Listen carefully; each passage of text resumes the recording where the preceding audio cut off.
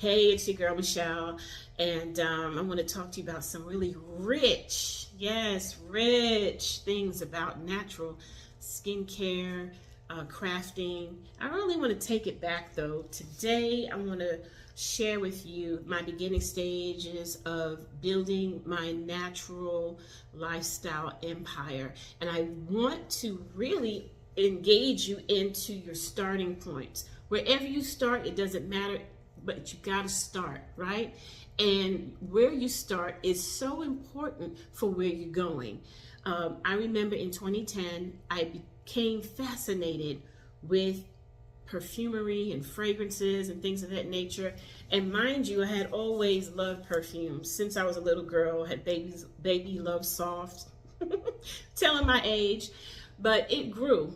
But when I became a mom and I began implementing holistic practices in my home for wellness care, I literally started using essential oils and making medicines out of them. And I just have this thing where I've always wanted that organ where you have all the fragrances in there and all of that, in terms of essential oils, so you begin to just make your own perfumes. I just really love anything of that nature. And so one night I was sleeping and I just began to get these downloads of ingredients. And one of the ingredients I never heard before, and I woke up and I was like really impressed to write it down. I didn't know what it was. And I said, in the morning I'll look it up, but I have to at least write it down. You ever get that? You know, I'm an intercessor. I pray. I'm a Jesus girl, if you hadn't recognized. And, you know, just so you know, most of what I do is led by the Holy Spirit. And most of what I do in terms of creativity is also engineered by Holy Spirit. So I say that to say, I wrote it down because I never heard of it before. And in the morning, I looked at the ingredients. I've heard of lavender. I've heard of, frankincense. I've heard of myrrh, heard of those things, but I never heard of bergamot. Bergamot, what's that?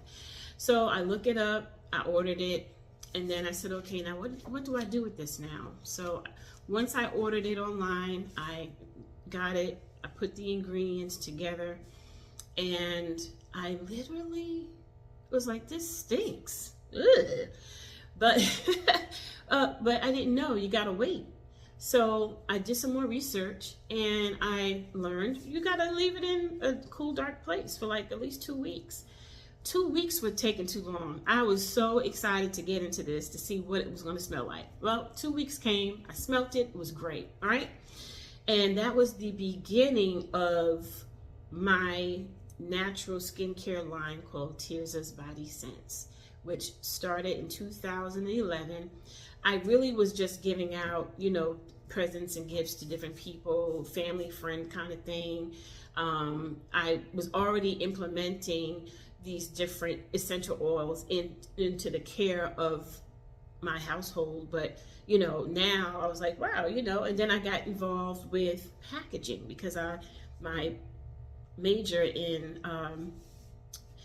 college was marketing, and I was like, really into packaging and everything looking a certain way and blah, blah, blah. And so I was like, okay, let me get into this. This is going to be fun. It was fun. It was just fun. And then I met a lady and she was like, tell me that this is going to be the beginning of your business. And I was looking at her like, girl, take the gift and be happy. When you start off making skincare, and it's, for most people, it's like a hobby. It's a hobby, Who's going to take this seriously? Everybody does skincare. But I learned in that moment, I was like, she literally was serious, because I really didn't know the lady. She was like, this is the best thing I put on my face in years. Can I put it on my face? I was like, it's lotion, lady. I don't know about that, but okay. So what I did learn out of that experience was that was the beginning of my skincare career. And I began to use that formulation that I talked to you about with the bergamot, the frankincense and myrrh, and there were some other ingredients in there. And that was my first signature fragrance, and it was called Kadar. Now, Kedar, for those who are familiar with Song of Solomon in the Bible, Solomon was in love with this woman, and she was dark, like dark, like, and he said to her, "You're more beautiful than the tents of Kedar." And the only way I could really reference the scent and the beauty of it and the motion of it was by calling it Kedar. And that is a bad fragrance, I have to say for myself. Let me pat myself on the back. Pat, pat, pat. So anyway, it was a bad fragrance, and I was really getting into it, but I realized that I'm spending a whole lot of money making these different little fragrances, and this is becoming expensive. And so I did one of my first markets, and in that first market, I literally packaged Kedar and a few other fragrances that I made at a Siskin. Siskin back in the day would have this fashion show here in Chattanooga, Tennessee, and you could rent a booth, and I was like, I can't afford to rent a booth, but I literally had my product in a store called something Queen, something, they're not in business here anymore, and they were carrying all of my oils and shea butters. Well, anyway, I went to this particular show, and I made all these shea butters. I mean, tons of them. I mean, tons. I made so many that I had to, because the next following day, it was like Friday with Siskin.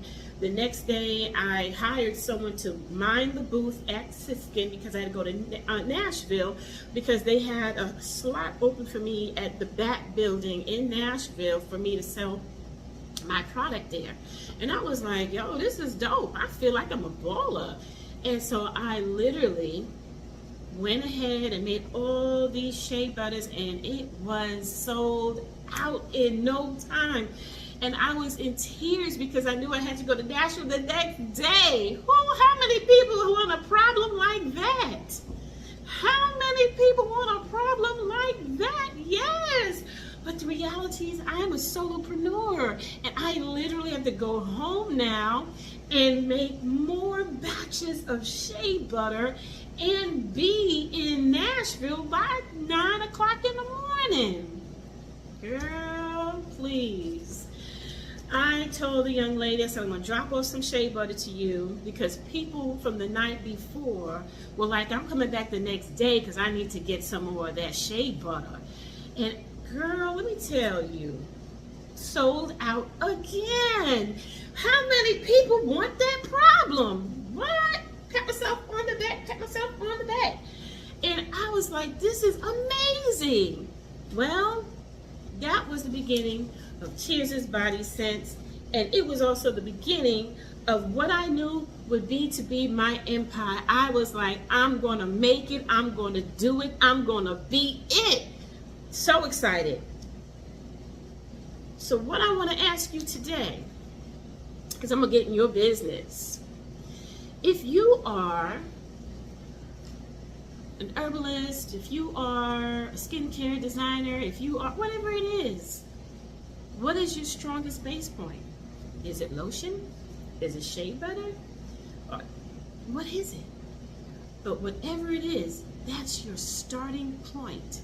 Whatever your friends and family are saying, man, this is dope, I like this, that is your beginning base.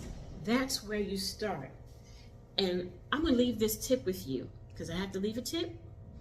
And the tip is, focus on the benefit you created to make your product stand out. I'm going to tell you the benefit of what mine was. I whipped the butter, but I did it in a commercial way. I did it in a way that was universal for Black people to understand the butter, and for white people to understand the butter, and for Spanish people to understand the butter, and for Asian and Indian and everybody else. I didn't make it like it was what we grew up on, like that cocoa butter type of thing. I made it universal so everybody could enjoy. But I kept the authenticity of who I am as an African by naming it Kedar. So, what are the benefits of your base And how do you bring that to market? I'm going to bring it part 2 because this is good. This is good. And you know what? I might even just do a little tutorial on a shea butter, because here's the thing. When we are endeavoring and moving into things of the natural, it enriches our life in so many ways. Not just in the way of, making money. No, it enriches us in how our skin is, our relationships with people. It enriches us in just preventive care. It enriches your family and your children knowing that, wow, my mom or my dad did that for us. But now look, other people are enjoying what they're doing. So I want to encourage you to, if you are a skincare maker, herbalist, whatever it is that you do that's in natural, begin the beginning stages. And if you need someone to hold your hand, I'm here. Just DM me, I'm here. But anyway, that's my time. Y'all have a great day, and there'll be a part 2. Blessings.